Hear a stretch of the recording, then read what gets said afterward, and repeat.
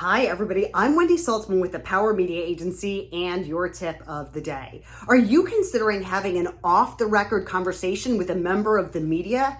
Before you do, I want you to stop and listen to this video.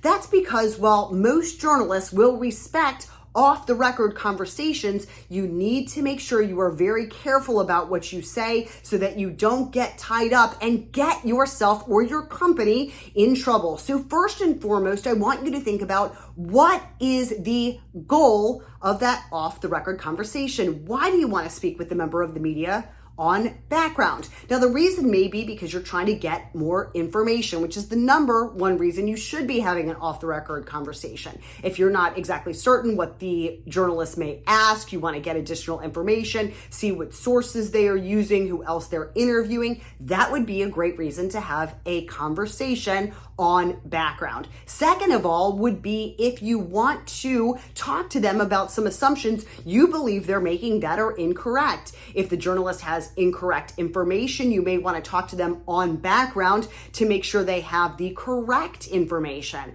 In fact, a lot of the times journalists will go into a story assuming what one person or one side has said to them, and they may be able to speak to you on background and find out that those things they were assuming just aren't true.